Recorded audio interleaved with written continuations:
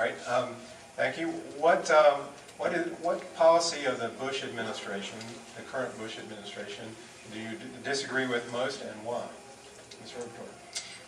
I would say the Real ID Act, which is one that most of you don't know about. It is a national ID card that was never debated on the House floor, never debated on the Senate floor. It was tacked onto the end of an appropriations bill for tsunami relief and defense funding. It was written by James Sensenbrenner from Wisconsin, the same man that wrote the Patriot Act and the Consumer Protection Act of 2006. He's been a Bush crony in Congress, writing Bush's dirty work to further make the rich rich and further make the poor poor. The Real ID Act makes a national ID card.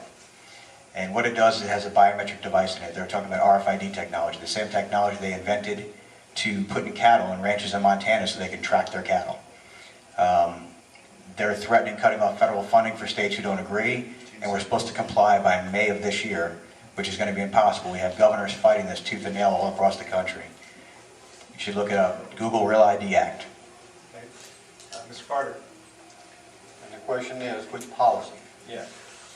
I think our foreign policy is the worst policy that this country has ever presented to the world, and that we will be paying for decades and decades to overcome. Thank you. Dr. Bradley? I have to agree with Mr. Carter that if I had to choose one policy, sorry, that's great. If I had to choose one policy that I think will live longest and most detrimentally for our country, it's going to be the choices that were made in foreign policy to invade Iraq, to invade it probably when he came into office, he requested a plan to invade Iraq.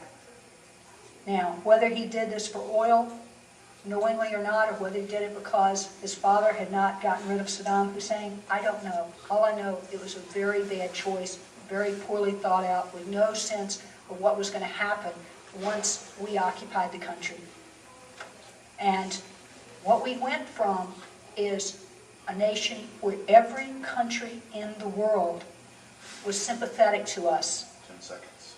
to a country where we are despised by many countries.